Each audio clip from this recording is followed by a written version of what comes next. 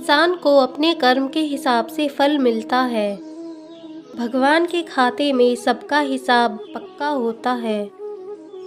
जिसने जैसे कर्म किए होंगे उसे उसके हिसाब से ही फल प्राप्त होगा। दोस्तों, आज की कहानी भी कुछ इसी प्रकार की है। एक बूढ़ा भिखारी हर रोज एक सेठ के दरवाजे के पास आकर भीख मांगता था और सेठ हमेशा घर के बाहर उसे आते देखकर वापस घर में चला जाता था और कई बार उसे गालियां भी देता था।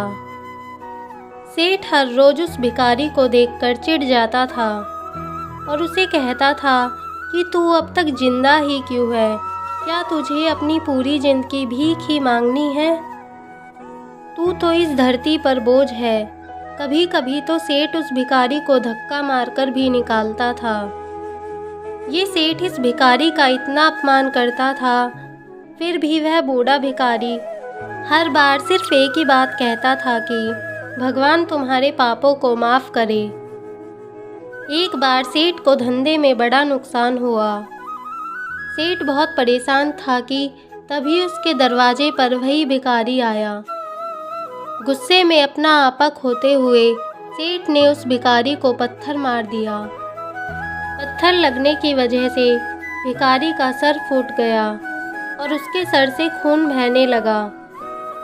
फिर भी दर्द से कराहते हुए भिखारी ने इतना ही कहा, भगवान तुम्हारे पापों को माफ़ करे।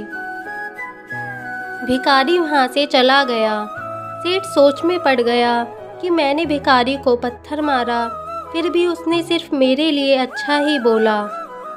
सेठ का गुस्सा शांत हुआ और अब उसे उस भिखारी का रहस्य जानने का मन किया। सेठ ने भिखारी का पीछा करना शुरू कर दिया। भिखारी जहाँ जहाँ जाता सेठ उसके पीछे जाता।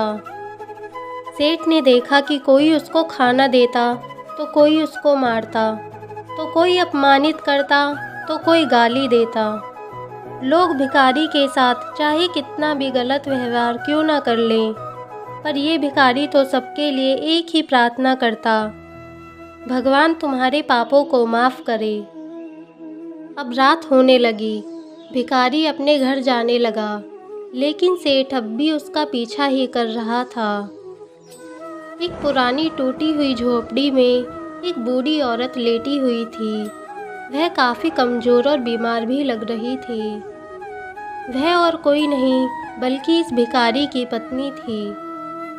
अपने पति को वापस आता देख वह खाट से खड़ी हुई। पत्नी ने अपने पति के भीख वाले कटोरे में देखा तो उसमें सिर्फ एक बासी रोटी थी। उसे देखकर वह बोली, आज बस इतना ही मिला। और हाँ, आपके सिर से ये खून कैसे निकल रहा है? ये चोट कैसे लगी? बूढ़ा भिखारी बोला, आज बस इतना ही मिला। किसी ने कुछ दिया ही नहीं। सब ने गालियाँ दी और एक ने तो पत्थर मारा, इसलिए ही मेरा सर फट गया है। एक गहरी ठंडी सांस लेकर बूढ़ा भिखारी फिर से बोला, यह मेरे ही पापों का फल है। तुम्हें याद है ना, कुछ सालों पहले हम कितने अमीर थे? क्या कुछ नहीं था हमारे पास? हमारे पास हर चीज़ ज़रूरत से ज़्यादा थी, लेकिन हमने कभी दान नहीं किया। आगे भिखारी ने कहा कि हमने उस दिन एक अंधे भिखारी के साथ कितना कुछ बुरा किया था, जो हमारे द्वार पर भीख मांगने आया करता था। पत्नी की आंखों में आंसू आ गए। वह बोली, हाँ, हम उस बेचारे अंधे के साथ बहुत बुरा करते थे। उसका अपमान करते और उसे खाने के लिए रोटी की जगह कागज दिया करते थे और उसका मजाक भी उड़ाया करते थे। भिखारी की पत्नी बोली, मैंने कभी भी उसको रास्ता नहीं दिखाया था। एक बार मैंने उसके मुंह पर मिट्टी भी फेंकी थी। वह हमेशा दुखी होकर यही कहता कि भगवान तुम्हें तुम्हारे कर्मों की सज़ा देगा। उसका श्राप सच हुआ और हम इस दुख भरी जिंदगी में आ गए। भिखारी बोला, हाँ, उसका श्राप सच हुआ और इसलिए ही मैं किसी को बद्दुआ नहीं देता हूँ। चाहे कोई मेरे साथ कैसा भी बर्ताव क्यों ना करे, मैं हमेशा उसके लिए प्रार्थना ही करता हूँ। मैं नहीं चाहता कि कोई भी हमारे जैसी ज़िंदगी का अनुभव करे।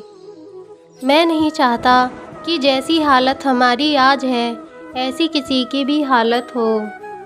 वो नहीं जानते कि वह कितना बड़ा पाप कर रहे हैं, इसलिए अनजाने में हुए पापों की ऐसी सज़ा किसी को भी ना मिले। सेठ वहीं पर छुपकर भिखारी की सारी बातें सुन रहा था। अब उसे सब कुछ समझ में आ गया था।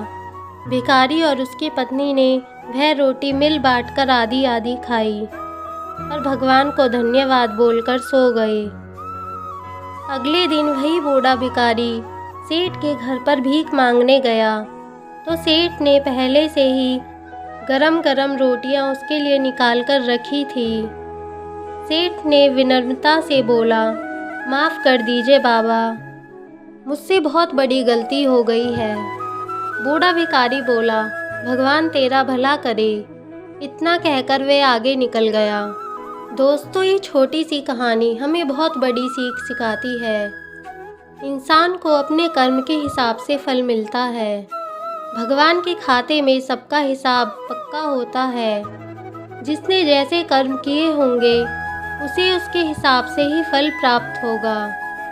गरीबों की दुआ न ले सको तो कोई बात नहीं, पर कम से कम बद्दुआ मत लीजिए।